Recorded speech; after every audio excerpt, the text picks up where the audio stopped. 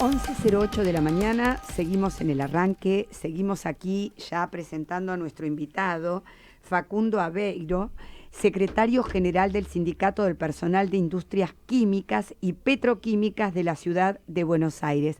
Buen día, Facundo, ¿cómo estás? Día. Un gusto tenerte en la radio. Un gusto estar acá, es la primera vez que vengo. Veía mucho la radio en pandemia. Mira. Conocí en pandemia la radio y ahí empecé a ver algunos programas. Sí, la realidad es que fue una de las pocas radios que en pandemia trabajó toda la pandemia. Mirá, no sabía sí, eso. Nosotros estuvimos toda la pandemia, o sea, realmente fue muy bueno porque de alguna forma podíamos mantener el ritmo que la gente necesitaba, no saber. Así que bueno, un gusto tenerte hoy acá y bueno, en un día donde la verdad, como estábamos charlando hace unos minutos, mucho movimiento político, económico y de alguna forma judicial también, ¿no? Contanos un poquito, a ver, ¿qué es lo que estás viendo desde el punto de vista del sindicalismo? ¿Qué es lo que estás viendo desde el punto de vista de la reforma laboral tan cuestionada, tratándose ahora en el Congreso, en senadores? Contanos un poquito tu mirada. La mirada mía es de mucha preocupación ante lo que está sucediendo. Vemos mucha incertidumbre, vemos también un país partido entre los que apoyan y los que no, y se vio el otro día en el paro, por ejemplo, donde hubo una mayor adhesión a la que tuvo la medida anterior, la que había sido en enero. Entendemos que por ahí todavía fue muy reciente y muy pronto, pero entiendo también que la CGT actúa en consecuencia con la cantidad de cuestiones económicas que se han profundizado y además se ha empezado a ver en muchísimas actividades suspensiones, adelanto de las vacaciones, apertura de retiros y finalmente los despidos. Entonces uno vive con mucha preocupación todo esto y también con mucha preocupación el tratamiento de la reforma laboral, sí, ¿no? Porque uno lo que ve es que se nos habla de que es necesaria la reforma. Yo entiendo y creo que hay que modernizarnos y dar el debate, pero nos hablan de que tenemos una legislación antigua, algunos dicen 30 años, otros dicen más, pero lo que no estamos planteando es que las soluciones que nos proponen, todas estas salidas, la extensión del periodo de prueba, la ultraactividad de los convenios y otros puntos más, han sido debatidos y por los mismos actores en los 90. Yo ayer estaba mirando un video donde se lo veía a Funes de Rioja con un Rodolfo Daer, muchos más jóvenes, en el año 95-96, debatiendo estos mismos temas, que en ese momento no tuvieron éxito y que cuando a través de decreto del Ejecutivo del 1553 al 1555 se quiso avanzar con esto, la propia de Justicia lo declaró inconstitucionales. Entonces de novedoso no tienen nada y además también veamos que hay una problemática muy grande con las multas, ¿no? Y yo lo entiendo y creo que hay que debatirlo y hay que cambiarlo ese tema, pero los que nos proponen las soluciones son aquellos mismos que en el año 91, entiendo, nos trajeron este sistema. Claro. Y que poco además tienen que ver con la realidad de las pymes, porque yo digo, ¿cuánto tiene que ver o cuánto puede conocer un Sturzenegger o un Funes de Rioja de la realidad del barcito de acá a la vuelta o del kiosquito que está acá a media cuadra? Creo que muy poco. Ahora, yo te hago un alto acá, ¿no? Que me parece interesante lo que estás planteando desde el punto de vista del gremialismo, ¿no? Y hago este alto porque vos sos joven y me interesa ver tu mirada, porque yo creo que lo que está pasando respecto de la reforma en el aspecto gremial o en lo gremial es que el trabajador también pide una renovación. Porque si vos ves los principales líderes de, digamos, lo que es la CGT o lo que es te encontrás con que el que menos años tiene 30, agarrado del escritorio. Y la verdad es que esto también para los trabajadores, que por supuesto que quieren ser representados, pero por supuesto que también quieren representar. ¿Entendés? O sea, porque sos joven es que te lo pregunto, ¿no te parece que desde ese... te hago este comentario en función de la ultraactividad, Claro, ¿entendés? claro, O sea, claro. me parece que pasa por ahí, por el hecho de decir, bueno, gente joven que plantee para esta modernización del trabajo, porque es cierto, la ley de contrato de trabajo es del año 74. Claro. O sea, después vinieron las multas en los 90, como vos decís, ya queriendo ver de alguna manera cómo se actualizaba o se modernizaba. ¿No te parece que viene por ahí también la cosa? Yo creo que tiene que ver y que va de la mano un tema con el otro, porque naturalmente las nuevas generaciones vemos el mundo de otra manera, las relaciones laborales y demás. Eso es algo natural y que nos va a ocurrir a nosotros mismos cuando tengamos esa edad, ¿no? Pero creo que tiene que ver también con, a ver, acá hay una cuestión. Primero hay que aclarar que los gremios son instituciones privadas de los trabajadores, sí, ¿no?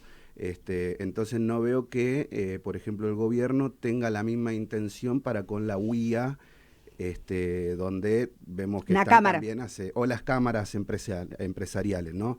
Y lo mismo también con la política, porque vemos que yo tengo, gracias por lo de joven, tengo 33 años, y yo desde que soy chico he visto los mismos actores de este lado y de este lado en la política. Van cambiando los cargos, pero ellos siempre están y ellos piden que los sindicalistas ya no tienen que estar. Entonces digo, bueno, tratemos todo, la de los sindicalistas y la reforma política. Pero creo que tiene que haber el recambio. Ahora, el recambio yo no sé si es estrictamente meterse adentro de las asociaciones privadas, pasando por encima de la voluntad de lo que quieren los trabajadores, y por otro lado también creo que ese cambio es complicado en una sociedad donde tenemos una juventud que es muy despolitizada o apolítica. Entonces es muy complicado. Por más que uno ponga un contexto propicio y favorable para que haya, para que la democracia sea un hecho real en los gremios, pero si no tenemos una masa de jóvenes con aspiraciones de pelear por sus derechos y de representar a sus compañeros, de tener una mirada no tan individualista y consumista, es complicado también que tengamos un semillero para reemplazar a estos dirigentes. Claro. Respecto de la ultraactividad que mencionabas recién, acá quiero aclarar algo porque cuando lo escuché la otra vez el discurso del presidente, él decía: no puede ser que los trabajadores estén atados a un convenio de un hombre que está en un sillón hace 30, 40 años y ya no está en la actividad hace ese tiempo. Y acá hay que decir algo. Acá lo que se plantea es como si fuera en contra de tal apellido, sí, ¿no? Para ir en contra de ese dirigente. Pero lo que no se le plantea a los trabajadores es que una vez caída la ultraactividad, van a quedar a la merced de la ley de contrato de trabajo pelada, hasta que se pueda discutir un convenio que debería ser superador según la ley. Entonces acá hay que plantear algo.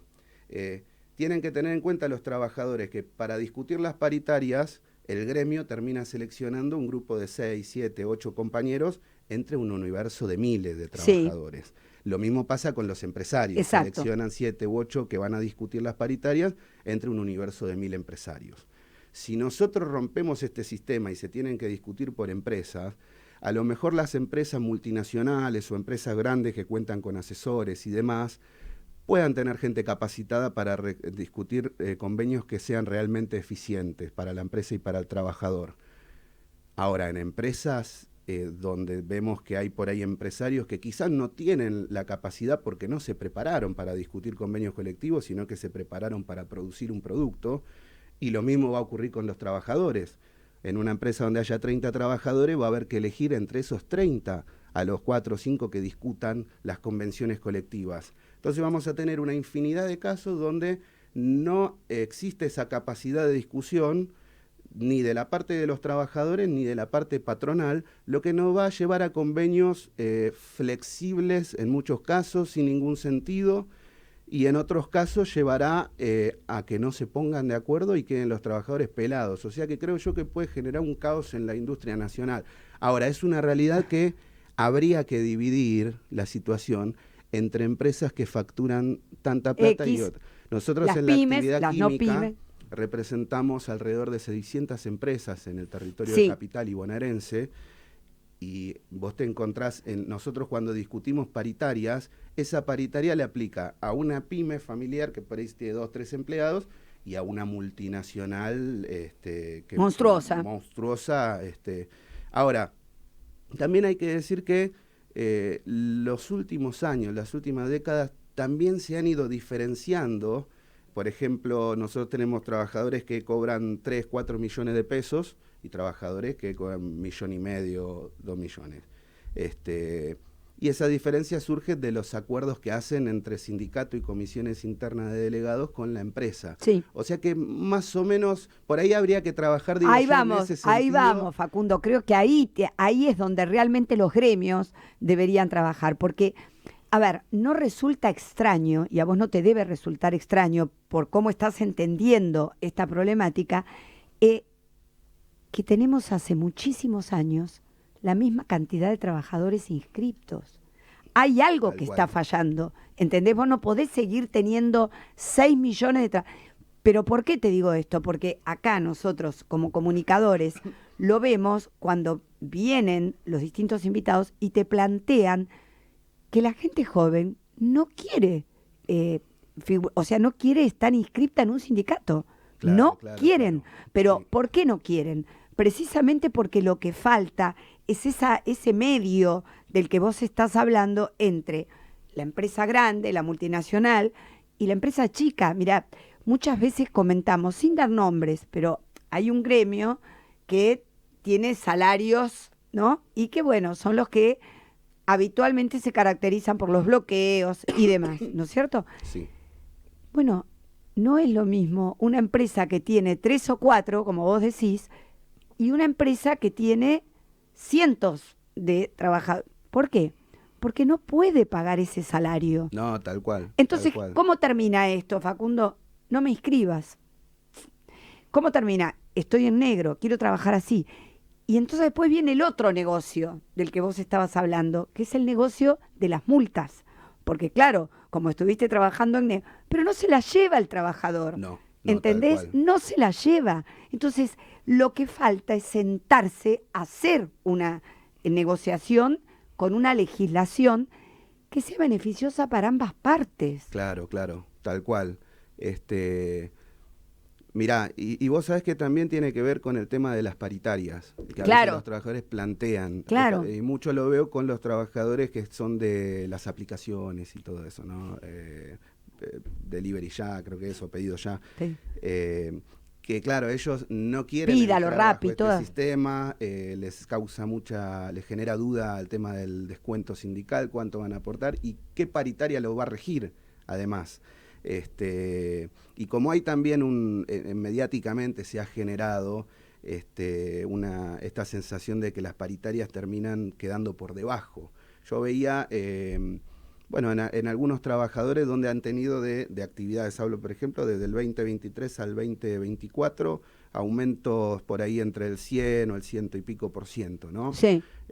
Nosotros, por ejemplo, ayer o antes de ayer salió el dato de Infobae, Sí. de la inflación los últimos 12 meses, que es 289,4, y la paritaria de químicos es 335. Estuvo por arriba. O sea que estuvimos por arriba. Esto también para mostrarle a los trabajadores... que no todo es lo mismo. No todo es lo mismo, creo yo. Y yo voy a hablar por lo nuestro. En el caso nuestro entendemos que se pudo hacer una buena paritaria sin tener que ir a mayores conflictos, administrando la fuerza de los trabajadores con inteligencia, que es lo que el momento amerita, sabios y prudentes, decía el general Perón, ¿no? Bueno, con muchísima prudencia ante el momento. Pero bueno, quería destacar eso, ¿no? Que a veces no se ve y hay que tener en cuenta que por lo general, las paritarias que se negocian a través de los sindicatos suelen ser mucho más altas de las que se otorgan por privado. Y hablando de la industria nuestra, tenemos muchísimas empresas que se han ido acercando los propios trabajadores al sindicato a lo largo de los años, porque las empresas le daban paritarias que no llegaban por ahí ni a la mitad. Y estamos hablando de empresas multinacionales en algunos casos. Claro. Claro. No, es importante la aclaración, porque además es esto que decimos, ¿no? No todos los gremios tienen el mismo tratamiento. para con sus afiliados. Entonces es como importante. Lo que pasa que uno acá lo que trata es de alguna forma de globalizar la situación gremial respecto de lo que está ocurriendo con los trabajadores.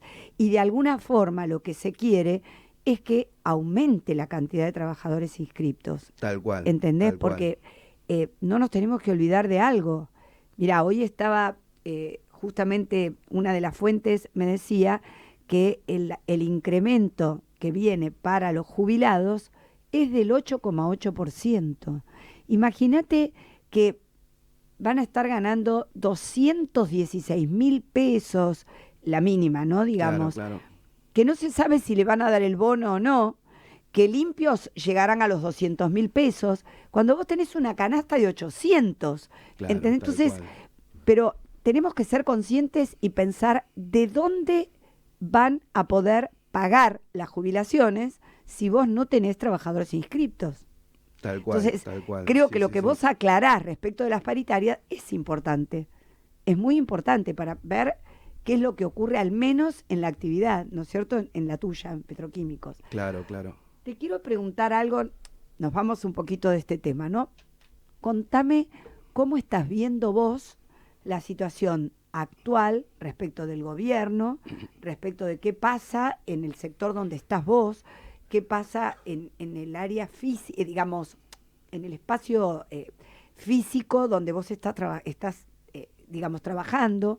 ¿Cómo están viendo este cambio? Porque obviamente que es un cambio. Sí, un cambio muy importante.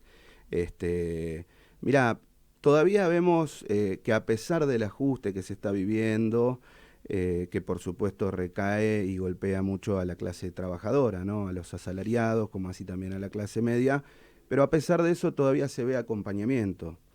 Se ve bastante acompañamiento y uno cree que no es un acompañamiento pro Milei o pro gobierno, sino que por ahí tiene que ver más con el hartazgo y la bronca con la política que vino hasta acá.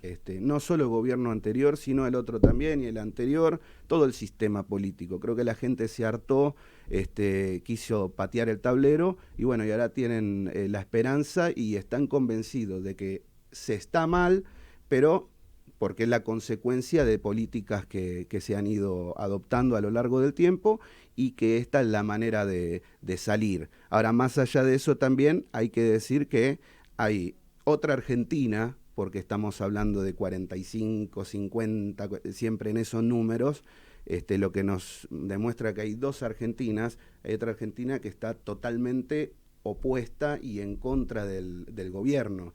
Lo que yo veo preocupante, porque me parece que tenemos los argentinos que encontrar un camino de unidad donde todos tengamos que ceder un poco en nuestra idea, porque si no, no hay salida. Y seguimos alimentando, parecía que en algún momento, o la gente así lo percibía, estábamos saliendo de la grieta. Sí. No, a lo sumo se generó otra nueva grieta. Diferente, pero una grieta al fin.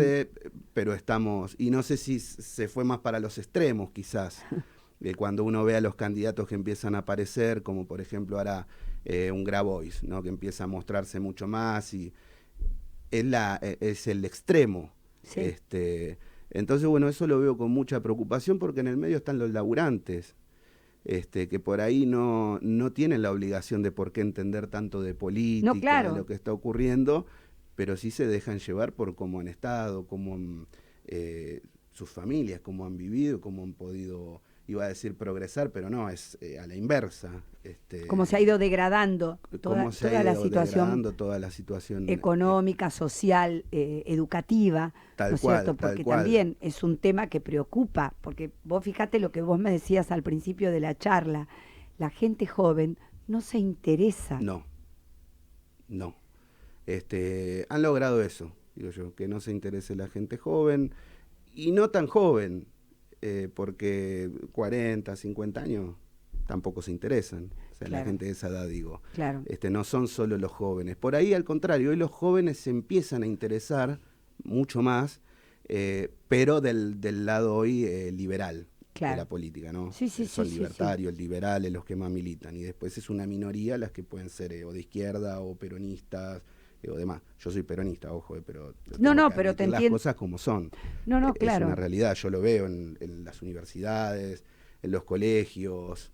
Yo me acuerdo cuando era chico, cuando iba al colegio, y estamos hablando de más o menos 18 años para atrás, 20 años para atrás, era mala palabra decir que uno era de derecha. Incluso yo me Claro. acuerdo Mauricio Macri y los candidatos de él, cuando les preguntaban, negaban tener algún vínculo con la derecha. Lo negaban. Hoy no. Hoy No. es a la inversa. Hoy es a la inversa.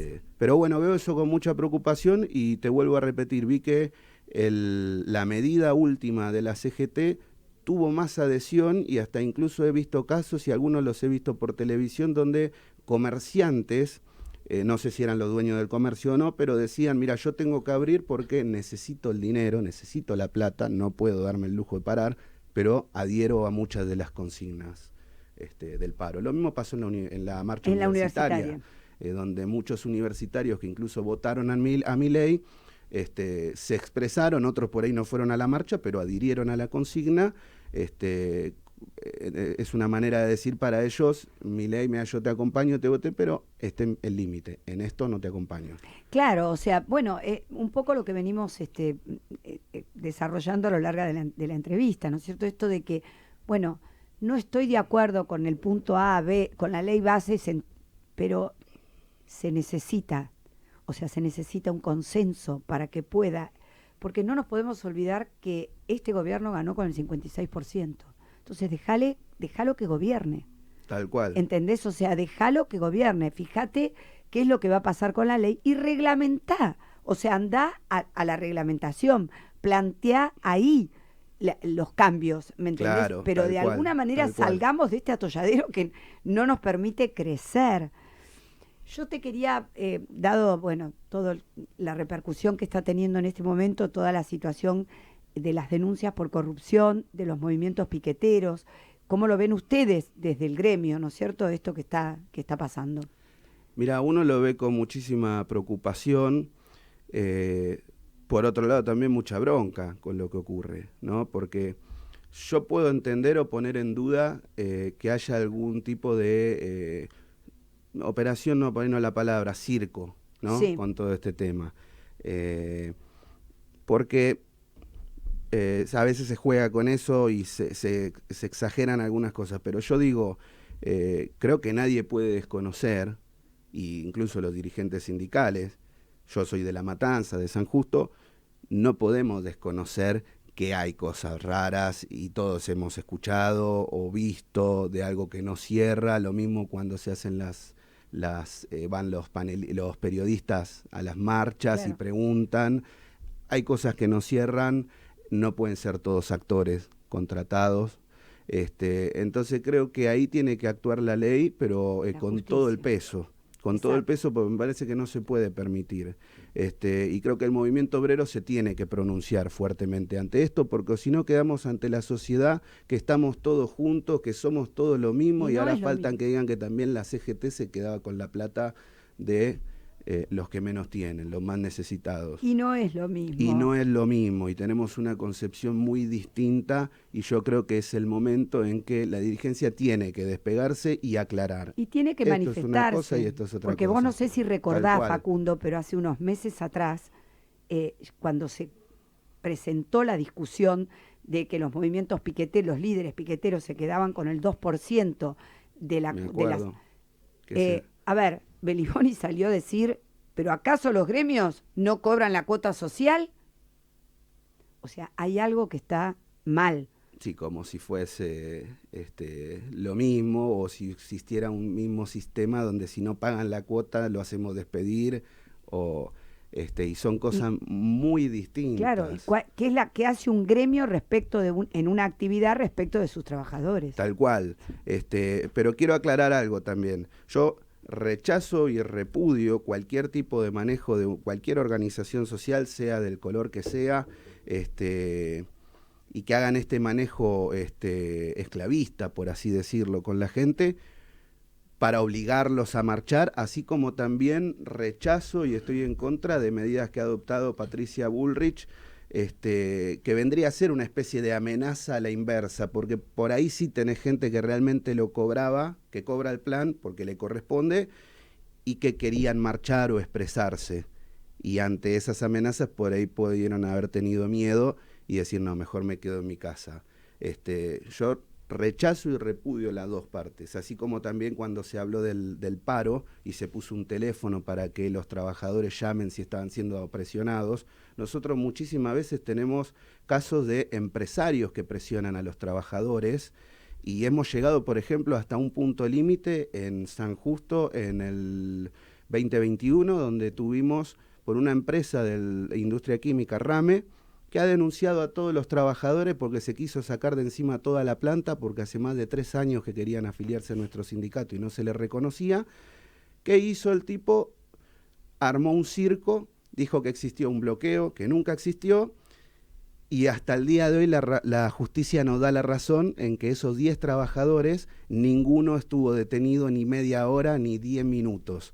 Y la fiscalía mostró y comprobó que eran trabajadores genuinos que estaban reclamando por sus derechos y que la empresa se los negaba. Empresa que después tuvieron un montón de denuncias de otros tipos que no viene el caso, pero hay de esos casos. Yo rechazo las dos partes y creo que tiene que haber libertad absoluta para que el laburante decida. Para que si hay que hacer un paro, el laburante lo decida en asamblea, porque del que va a correr el riesgo su puesto de trabajo es de ese trabajador. Claro. Yo como sindicalista puedo decir, bueno, vayan al paro en tal empresa, pero el trabajador tiene que estar decidido a ir a la medida o no, porque el que después puede sufrir un descuento o ser despedido incluso por defender sus derechos es el trabajador, es el laburante. Entonces la decisión tiene que ser soberana siempre y el gremio tiene que acompañar, sea para ir al conflicto o para no ir al conflicto.